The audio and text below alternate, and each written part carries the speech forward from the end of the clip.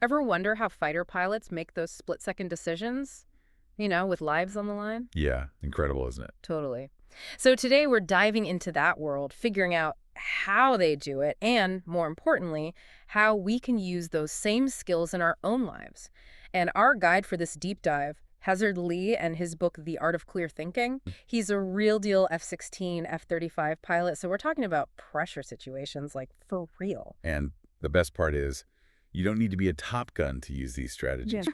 Lee breaks down this whole decision-making process into a framework anyone can use, he calls it, the ACE Helix. The ACE Helix. Okay, I do love a good acronym. So what are we talking about? Assess, choose, execute. I've got it. Sounds pretty straightforward, but something tells me there's a bit more to it than that, right? Oh, absolutely. Let's take that first part, that assess phase. Lee talks about this training exercise, they call them stand-ups, where rookie pilots, they're put on the spot, got to talk through these simulated emergencies. Whoa, hold on. Talk about pressure. They're just thrown into the deep end like that. That's exactly it. It shows just how crucial that very first step is.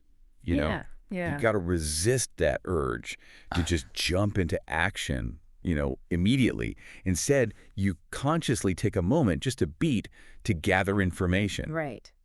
Even when, honestly, it feels like everything around you is just chaos. So it's like hitting the pause button right in the middle of all that craziness. Man, I can see how that'd be so tough to do. Yeah. But also incredibly valuable. You've got to create that mental snapshot. Yeah. That clear picture of what's actually happening so you can make the best decision possible. Okay, that makes a ton of sense. You need that clarity, that clear picture before you can even start thinking about what to do next. Exactly. You wouldn't believe how often we skip this step in our everyday lives. We let our emotions or assumptions just totally cloud our judgment. Oh, all the time. And then we end up making these reactive decisions instead of strategic ones. It's so easy to get caught up in the heat of the moment, like you said, taking that pause, forcing yourself to assess the situation. That's where the clear thinking actually begins. 100%. Okay, so we've hit pause, we've assessed. What happens next? What's step 2? That's where the choose phase comes in. And to really illustrate it, Lee uses this absolutely gripping story from his time flying missions in Afghanistan. Afghanistan, flying missions under attack. Okay, yeah, sounds intense. It was wild. Hasard Lee and his wingman, they're coming back from a mission when all of a sudden their base, it gets attacked. No way. Yeah, they need to land. But here's the thing.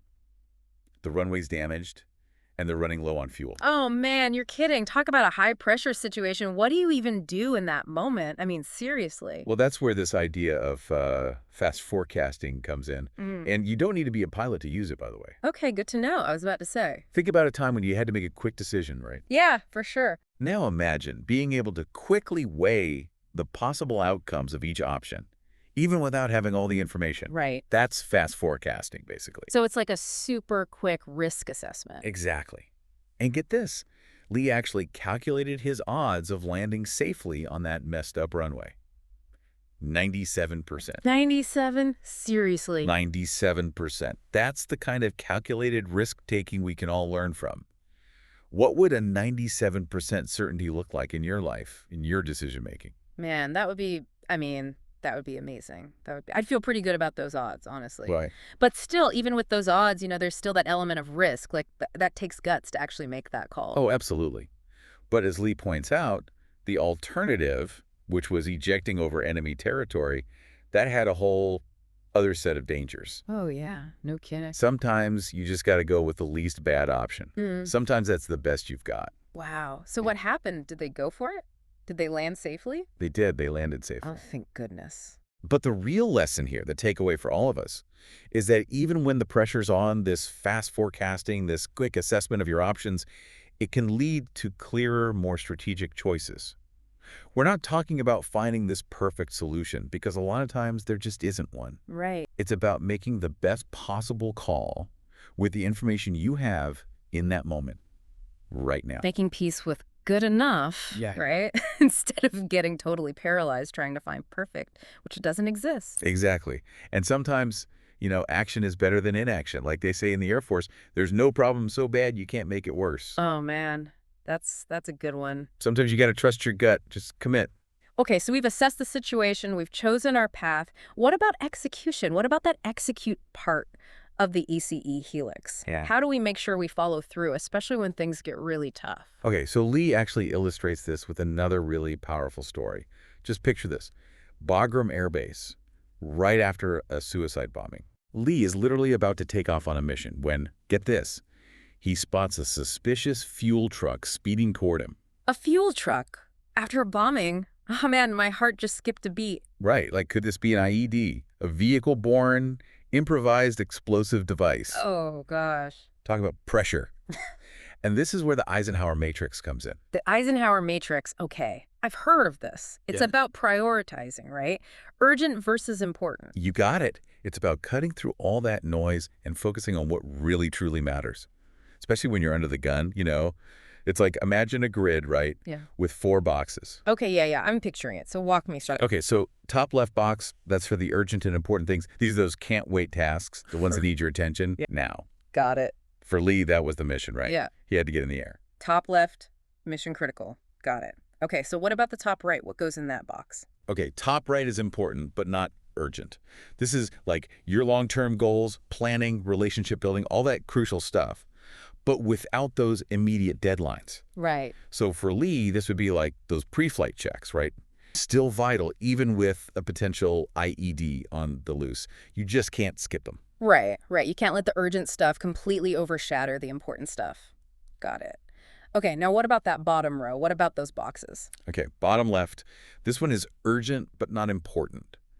These tasks, they feel so pressing, right? Yeah. But they're not actually moving the needle on your bigger goals. This is where delegation comes in. Okay, yeah. Lee, he radios for backup to deal with that potential IED Yeah. while he focuses on the mission, that urgent and important task. Delegating under pressure. Man, that is something I definitely need to work on. Right. Okay, last box. Bottom right. What goes there? Bottom right, this is your, like, neither urgent nor important stuff. Distractions, time wasters, things you can just safely ignore, at least for now.